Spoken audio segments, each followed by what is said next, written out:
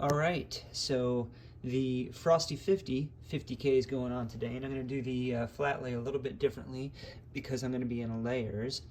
I'll be wearing a Reckless Running singlet, but I'm going to be wearing this Davidson UltraRunning Team t-shirt on top of that with arm sleeves, ear warmers, and a running hat to keep the rain out of the face. It's supposed to be a very cold and windy rain, near freezing temperatures, low 30s degrees, pretty much 1 or 2 degrees Celsius, with a wind chill well below freezing. So the feels like will be below freezing. So these will just be some of my layers. Nathan running gloves with a mitten cover, Rabbit Speedster racing shorts stuffed with martins on each side, as well as some more martins that I'll carry, at my drop bag. Hand warmers are going to be inside the gloves. I'll carry the GoPro on me to capture all the misery. I'm planning on wearing the Adidas Adios Pro 3, but I'm going to bring another pair of racing shoes as well. I'll talk about that in a moment. Injinji toe socks, a little bit heavier than the ones I usually wear, and covering the cuffs, just to kind of try and keep some of the gunk out, because it will be mostly an unpaved trail in those horrible weather conditions. Now, let's talk about the layers. I do have a lightweight rain jacket that I was going to wear over these layers, but this running jacket is going to be a little bit heavier, mainly for the temperature aspect. No jacket is completely waterproof, so this will keep out most of the elements, but also provide some warmth. Now, I'm also going to have a drop bag full of stuff. Inside the drop bag, New Balance RC Elite V1. These are going to be kind of my backup racers if I feel like I need to change. Normally I wouldn't during a 50K, but in case these get just full of gunk and waterlogged, then I am going to wear these guys. They don't have a whole lot of miles on them, but they're a good backup pair. I also have the New Balance Fresh Home More V4, and those are going to be just for after the race. Also, it's a 4-lap race. Each lap, I might pick up one of these Ziploc plastic bags from my drop bag. Inside each is a dry pair of gloves, and inside each dry pair of gloves is another pair of Martin gels. So yeah, I have another pair of Nathan gloves. Then the rest of these are just kind of like cotton gloves. Here's the lightweight rain fly that I had. Again, pretty good for light rain, but in a heavy rain when it's really cold, probably not going to use that. I also have some dry clothes in there for after the race, some more dry clothes in the side pockets. Yeah, so overkill is underrated when it comes to this one. I don't even know what I have in here. I think I've got some chapstick and some other stuff. So, yeah, it's going to be miserable, but I'm prepared for it. And a bunch of us are going to enjoy the misery together. Boom. Ready to race. Sorta. All right, about a half hour to the start. Everyone's pretty much got their gear packed away. It's cold and rainy. Ready to get this done.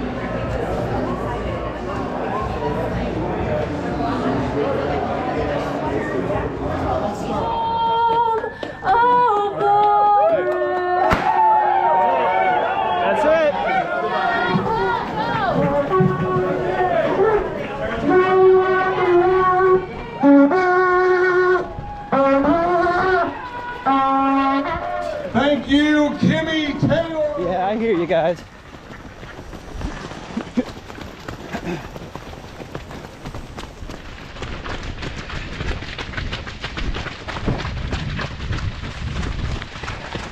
Minutes not too far at 2 miles, maintaining the 730s.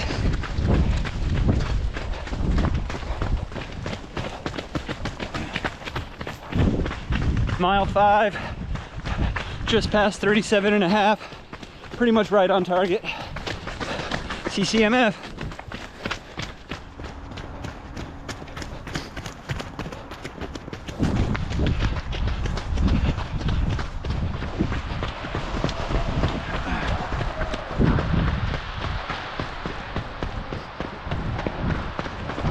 shit. You were kidding.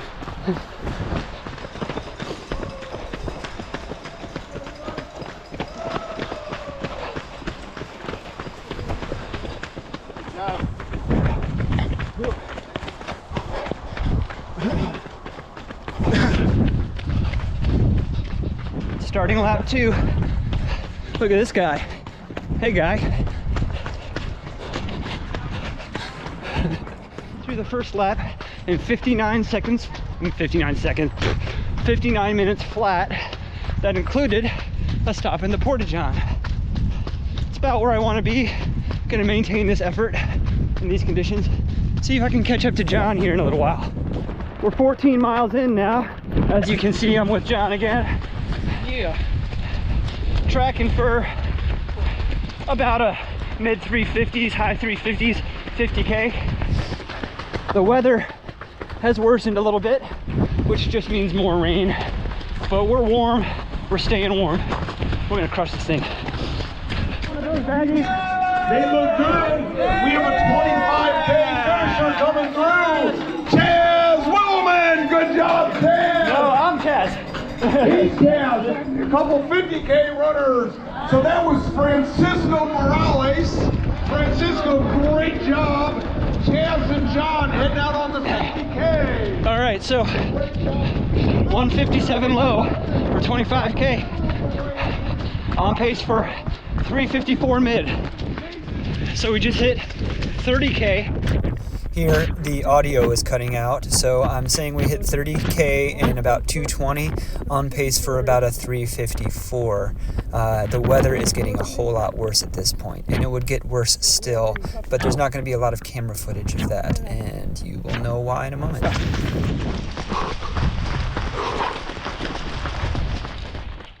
So we're just going to pause the frame here. There is no video footage of the final lap because I was starting to go a little bit hypothermic and my fingers couldn't work and I was suffering. So you will see just a little snippet of me finishing and then I'll go into the post-race. Congratulations! You are a 50K finisher, North Carolina. All right. I have finished the 50K, almost got a sub 4. I think I was 4 hours, 0 minutes, and like 5 seconds or something. You can tell that I'm shivering a lot right now. That's because I was getting pretty hypothermic in the end of that last lap. The weather was just, you know, I'm probably shaking the camera. Let me set it down here. So they set me down in a warm room next to a space heater here after I got into dry clothes. To try and warm me up. Apparently, I was the 5th place finisher for the 50K, which is not bad, but I'm also the 3rd person that they've had to put in a warm room. So that's how the weather's going today. I'm glad to be done. All right.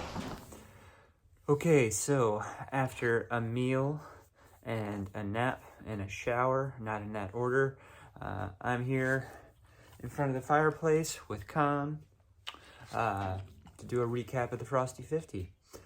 So I keep on talking about how awful the weather was. It's hard to describe. You really would have had to be out in it, especially on the 3rd and 4th laps when I couldn't even really film most of it. But there were it was standing water, standing orange water from all the red clay and slipping and sliding all over the place on the trails. And the trails were about 85 to 90% of the course, so it was pretty miserable.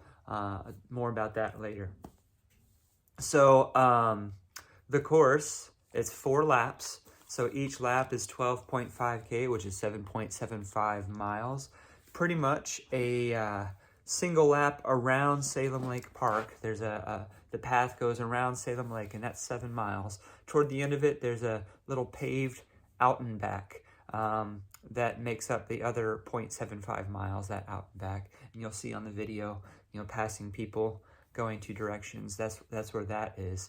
You know, there's a couple of good hills, one at about mile 1.25, and then another leading up to the very end. That one gets pretty steep. There's also a little rise right before that out and back before you go down some switchbacks on the paved part. which not a lot of hills, but you do each of them 4 times. And they seem to get longer every lap. So set out with a goal of breaking 4 hours, maybe getting a little bit lower. We were going to be happy with breaking 4 today, with the kind of conditions it was, because it was right at the freezing temperature and just cold rain that was getting heavier and heavier for each lap after lap. And if it were 5 degrees colder, we would have had snow. That would have been preferable. If it were 5 degrees warmer, that would have been preferable. But it was really kind of just the worst combination of temperature and precipitation, like freezing rain. First lap, first loop, we were bang on, coming in right at around 58.5 minutes, which is about a 7:30 pace for 7.75 miles. We were wearing jackets, though, as I said, we'd be starting in. And 3 miles in, we were getting really warm. This is John and me. John and I were running together. Derek was running a little bit ahead of us. So we knew we were going to drop those jackets after that first lap. I also stopped in the Porta-Johns that were right in front of the finish line there to add an extra 30 seconds to my lap. So I came through, and I said 59 flat. I think they actually chip timed me at 58.56. And I caught up to John after about 3 miles of just not going too fast, just going about 10 seconds per mile faster. That was kind of the plan there. We ran together for that second lap where we had the temperature right. But that was before the bulk of the precipitation had come down. So we were feeling pretty good coming into the halfway point, which was the end of lap 2, which we did in 1:57 low, and feeling really good about getting into possibly the low 350s. And on the third lap, the rain started increasing, and that gave the impression of the temperature getting even colder. The temperature maybe moved from 32 degrees to 37 throughout the whole course of the race. So it never really warmed up, and it only seemed to get colder because there was more precipitation. It was harder to generate heat because all of that clothing, as it got saturated, stuck to your core, stuck to your body. And then that just sapped the heat from you, or it sapped the energy from you, which then in turn sapped the heat from you. We really started to kind of get miserable on that third lap. When we got to about 30K, it was we were trying to talk about what the game plan for the last lap was. We had aspirations before the race of negative splitting each lap. We knew that wasn't going to happen. In fact, as we were coming to the out and back on the third lap, we saw Derek coming out of the out and back. He had pulled ahead of us, and he was giving us the cut sign. He apparently could not feel his hands or feet and was beginning to go numb in the legs at that point. So he called his race. He stepped off the course after his third lap and did not have any regrets about that. So when we finished our third lap, I actually made a stop in the trailer where all the drop bags were, and John's friend Gary was there to help us out. Anthony, who was racing the 25K, was also helping out, so I had 2 people crewing for me. Anthony, by the way, won the 25K all out, and he ran it fast. Probably not even nearly as fast as he would if it were, not such an inclement day. But yeah, he won it by over 3 minutes. Like we figured he would be on the podium, but he just crushed it. Anyway, Anthony was opening new hand warmers for me because mine were spent, while I think Gary was getting my gloves out and a couple of extra gels for me. And while they were doing that, because my hands were wrecked, they were so cold, I peeled off my shirt and put on a new shirt, a new long sleeve shirt. I knew it wasn't going to stay dry for long, but the one I had was soaked and I was losing heat. Then I headed out for the last lap, and I think it was 2:59 when I passed under the clock to start my last lap. So I had an hour and 1 minute in order to finish my last lap if I wanted a sub 4. And I was like, okay, I can do this. And I hit the trail. I was moving. I was going back and forth between low 7s and high 6s, still feeling cold, still, you know, kind of feeling not the best, you know, because it was 23, 24 miles into a 50K. But, you know, determined, my shoes were getting waterlogged at that point, more on that later too. And I was just eating up the trail by myself because John did not do a long transition. I was in the transition for like 2 to 3 minutes. I would not be a good triathlete. John just kind of changed water bottles. Gary had a water bottle ready for him, and he went through. I would not catch John again. John had a fantastic race. The big goal for today was getting John to 50K in under 4 hours, and he crushed that. He did a 3:55. That's his second 50K ever. So he had an awesome day. His friend Gary came in town just for this occasion. Anyway, once I started getting to mile 28, I was definitely feeling fatigued. I didn't feel like I was bonking or anything, but I was feeling the elements, and everything was just getting tight. All of my joints and muscles were cold at that point, and I was moving forward purely by momentum, and I could tell I was breathing shallower because my core was just so cold.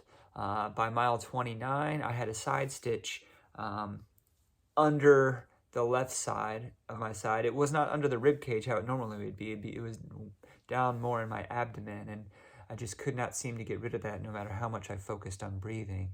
And those mid 7s and high 7s kind of turned into 8-minute miles, or actually kilometers at 8-minute pace, because my watch was set for kilometers. I accidentally had it on trail running mode, and I usually don't have auto laps, but it was clicking every kilometer, which was good for a 50-kilometer race, I guess. Anyway, just going through those, on that second side, that north side of the lake, that makes up the last 3.5 miles, really the last 4 miles with the out and back. That's where the trail was in the worst conditions, and it was just a slog to get through it. For 30 miles, I was on pace for a 4-hour 50K. Maybe even for 30.5 miles or almost 31 miles. You know, keeping in mind a 50K is 31.07 miles. And it would just kept on crawling away from me. I was just kind of, I could not generate heat, and that was taking all my energy at that point. I was kind of going hypothermic. The last hill up, I was just trying to low gear that one, just trying to get to the finish. I knew it was going to be close. And the last turn on that hill goes into like just a couple of meters, a few meters, but it's a steep, muddy slope. And I was so worn out that I slipped 3 times on that muddy slope, which is within sight of the finish. Got up and ran into the finish, and my official time was 4 hours, 0 minutes, and 6 seconds. So if I hadn't slipped on that slope, I probably would have gotten that sub 4. It's all right. In those conditions, just finishing was, because there were people who didn't finish, even people who were running with us. In those conditions, I can't be upset with that. And hey, I was 4th overall, whereas that time probably would have been 10th or 12th overall last year. So 4th overall, first Masters. It was also a state championship event. So John, who finished ahead of me, he was the 3rd finisher. He was like the North Carolina State Masters champion, and I was like just the regular race Masters champion. That was, 1st, 2nd, 3rd overall, and then I was first Masters. So we were both technically Masters champions after that race. So directly after that, I went indoors, started peeling off all my clothes and getting in dry clothes that I had packed in my bag, and it was taking too long, and I was just shaking, I was chattering, and kind of going hypothermic. So as soon as I got everything on, the race crew, as well as Anthony and Jeff, another one of my friends who was there, kind of put me in a warm room that they had set aside for people who needed to recover. And that room had a space heater right next to me set for 85 degrees. It kind of felt like this fireplace does now. And I sat there for a good 15 or 20 minutes while Anthony was bringing me cups of broth. And that was perfect. Whew. So yeah, it was brutal. Did not quite make my time goal, but given the conditions, I would say the toughness was definitely there. It was a Des Linden kind of day. Shoe talk. I wore the Adidas Adios Pro 3. This is the pair I wore. They still have a bunch of the sand and silt in them from the race. And a lot of it kind of got in there too. They are definitely beat up. Well, they've been through a lot. I'll say that. For marathon super shoes, these are kind of like the Rocky Balboa of marathon super shoes because they are tanks. If you look at the midsole, look at the outsole, and where I normally wear it, doesn't look all that worse for wear. And these had quite a few miles on them before I took them out today. The upper has seen better days, and I feel like, you see if I get really in there, you can see all of the stuff that's trapped in there. But there's no tears in the upper or anything. It's just really dirty and really silty and sandy at this point. These felt the same. Well, they didn't feel the same throughout the race because they got heavier because they got wet and they got full of gunk. But the midsole response felt the same from the beginning of the race to the end of the race. And considering these have had quite a bit of life in them already, that's a shining review of any marathon super shoe. Are they the most responsive?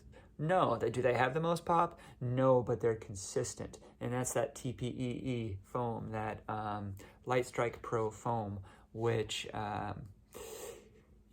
is the staple of the Adios Pro 3, the Adios Pro line, as well as the Prime X and the Takumi Sen, and parts of some of their performance trainers like the Adios 8 and the Boston 12. So definitely going to speak up the Adios Pro 3. It was the good choice for today. Did not have to change my shoes, but I did use a bunch of the extra clothes that I packed and still had plenty for after the race to change into. So as I was talking about when I introduced my drop bag, overkill is underrated. Ain't it the truth? I was glad I brought all of that stuff. Martin gels. I did not get sick on Martin gels, and I had at least 8 of them, probably as many as 10. Lost count. Polar Grit X GPS watch. Gotta spread some love on this thing. This I actually won as a prize during Summer Grit, I think 3 years ago. So this came from Believe in the Run. It's only fitting that I'm in the Winter Grit Believe in the Run challenge now. This watch read 31.07 miles, which is a 0% error for 50 kilometers. It is exact, and watches are never exact out at Salem Lake. Also, if you look at all of the, they're not all lit up, but if you look at all the heart rate sensors on the back, this one usually gives me good heart rate data. Not that I usually train by that. So, big fan of the Polar Grit X. Yeah, I think that's all for the recap. I'll have another recap next week when I do the Mangum Half Marathon. And hopefully give some updates on the AlphaFly 3, either before then or as part of that one. I'll see you guys in the next run. Don't forget to like, subscribe, and ding the bell for notifications.